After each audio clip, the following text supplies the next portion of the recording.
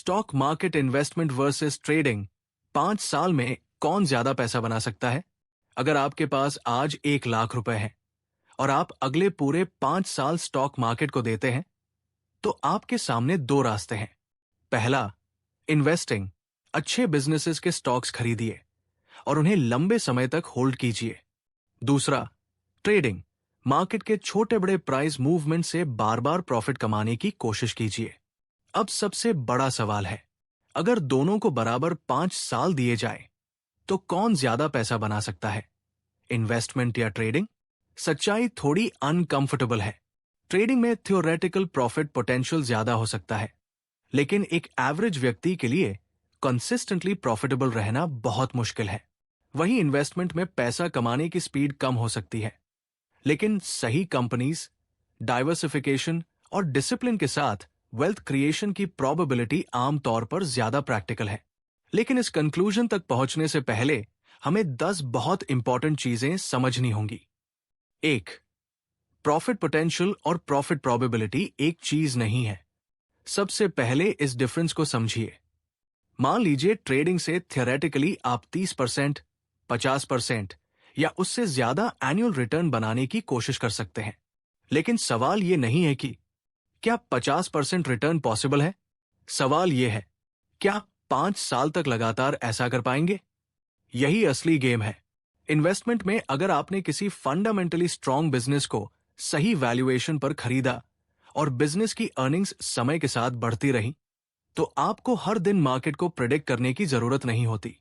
लेकिन ट्रेडिंग में आपको बार बार सही डिसीजंस लेने पड़ते हैं।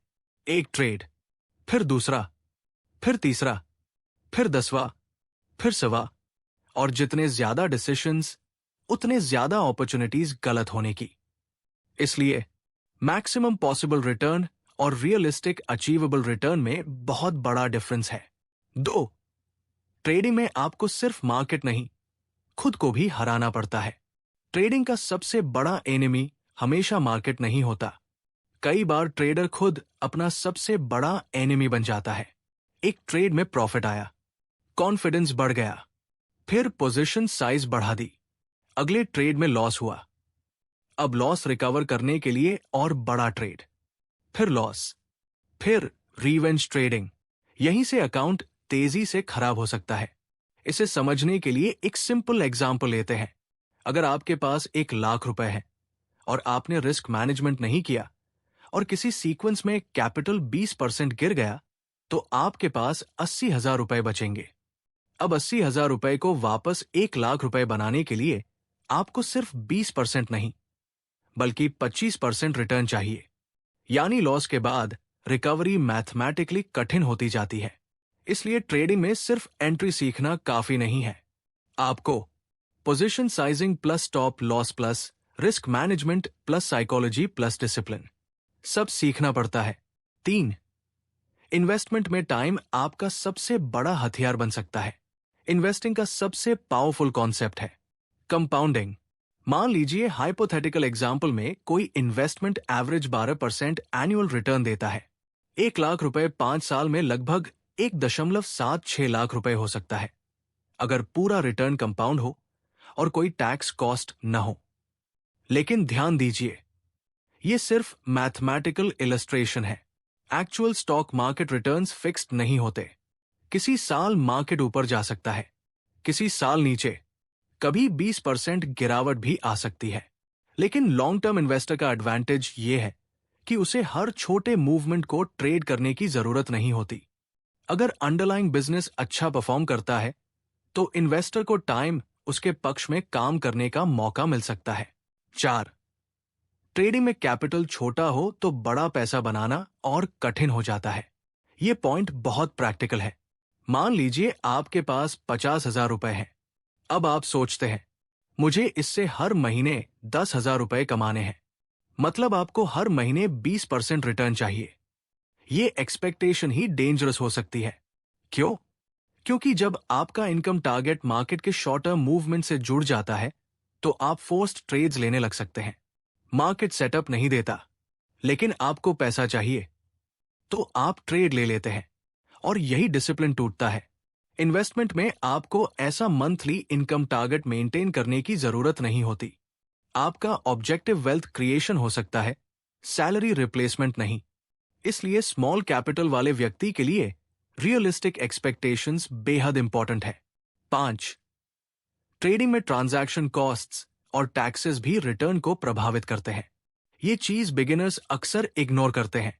अगर आप बार बार बाय और सेल करते हैं तो आपके रिटर्न्स पर ब्रोकरेज जहां एप्लीकेबल हो, taxes, exchange related charges, GST, STT और अन्य एप्लीकेबल कॉस्ट्स का इंपैक्ट हो सकता है। हर ट्रेड छोटा लगता है, लेकिन सैकड़ों ट्रेड्स के बाद यही कॉस्ट्स मीनिंगफुल बन सकती है। इन्वेस्टमेंट में अगर आप कम ट्रांजैक्शंस करते हैं तो फ्रिक्शन जनरली कम हो सकता है। इसका मतलब ये नहीं कि इन्वेस्टिंग में कोई कॉस्ट नहीं होती, लेकिन फ्रीक्वेंट ट्रेडिंग में ट्रांजैक्शन फ्रीक्वेंसी ज्यादा होने के कारण कॉस्ट का इफेक्ट भी बढ़ सकता है।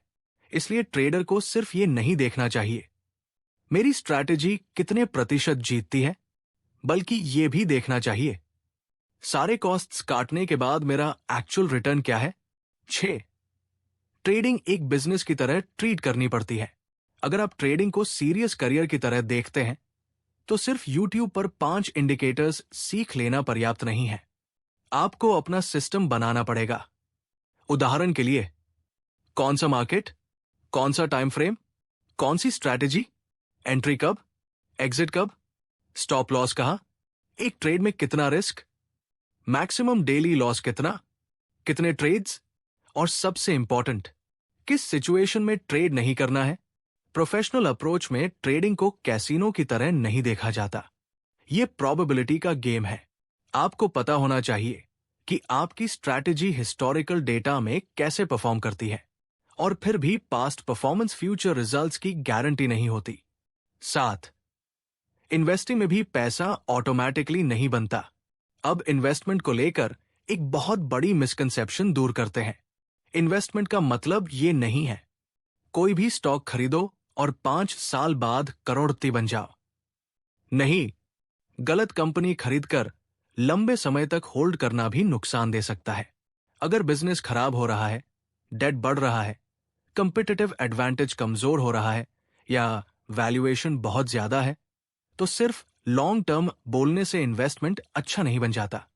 इसलिए इन्वेस्टर को भी सीखना पड़ता है। Business analysis, financial statements, revenue, profit, debt, cash flow, valuation, management, industry और डाइवर्सिफिकेशन। यानी इन्वेस्टमेंट आसान है, लेकिन सीरियस इन्वेस्टिंग भी स्किल मांगती है। 8.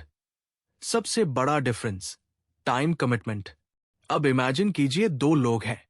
पहला व्यक्ति नौकरी या बिजनेस करता है और उसके पास मार्केट देखने के लिए रोज सिर्फ 30 मिनट है। दूसरा व्यक्ति रोज कई घंटे चार्ट्स देख सकता है। ट्रेडिंग दूसरे व्यक्ति के लिए ज्यादा प्रैक्टिकल हो सकती है, लेकिन अगर पहला व्यक्ति ट्रेडिंग करने की कोशिश करता है और हर समय मार्केट नहीं देख सकता, तो वो गलत टाइमिंग, इमोशनल डिसीजंस और ओवर ट्रेडिंग का शिकार हो सकता है। इन्वेस्टमेंट में आपको हर मिनट स्क्रीन के सामने बैठने की जरूरत नहीं। आप रिसर्च करके पोर्टफोलियो बना सकते हैं और पीरियोडिक रिव्यू कर सकते हैं। इसलिए सवाल सिर्फ कौन ज्यादा रिटर्न देता है नहीं है। सवाल है आपकी लाइफस्टाइल के लिए कौन सा अप्रोच सस्टेनेबल है। 9. अगर दोनों को पूरे 5 साल दिए जाए तो कौन जीत सकता है। अब वापस हमारे ओरिजिनल क्वेश्चन पर आते हैं, इन्वेस्टमेंट वर्सेस ट्रेडिंग 5 इयर्स। अगर हम एक हाईली स्किल्ड डिसिप्लिन ट्रेडर की तुलना एक एवरेज इन्वेस्टर से करें तो ट्रेडर बहुत ज्यादा रिटर्न बना सकता है, लेकिन अगर हम एक एवरेज बिगिनर ट्रेडर की तुलना एक डिसिप्लिन्ड लॉन्ग टर्म इन्वेस्टर से करें तो पिक्चर बदल जाती है। बिगिनर ट्रेडर के सामने कई रिस्क्स हैं, over trading, leverage, emotional decisions, poor risk management, strategy बदलते रहना, लॉस रिकवर करने की कोशिश और अनरियलिस्टिक रिटर्न एक्सपेक्टेशंस। इसलिए सिर्फ ट्रेडिंग में ज्यादा पैसा बन सकता है कहना अधूरा आंसर है। सही स्टेटमेंट है, ट्रेडिंग में हायर रिटर्न पोटेंशियल हो सकता है, लेकिन हायर डिफिकल्टी और हायर रिस्क भी होता है। और इन्वेस्टिंग में रिटर्न कंपैरेटिवली स्लोअर हो सकता है, लेकिन लॉन्ग टर्म वेल्थ क्रिएशन ज्यादा प्रैक्टिकल हो सकती है। 10. सबसे पावरफुल स्ट्रैटेजी, इन्वेस्टमेंट को बेस बनाइए, ट्रेडिंग को स्किल की तरह सीखिए। अब अगर मैं आपको एक प्रैक्टिकल फ्रेमवर्क दूं, तो मैं इसे इस तरह देखूंगा। अपनी पूरी कैपिटल को ट्रेडिंग में डालकर ये मत सोचिए कि मैं 5 साल में अमीर बन जाऊंगा। इसके बजाय पहले फाइनेंशियल फाउंडेशन बनाइए। Emergency fund, debt management, regular income, long term investing, diversification,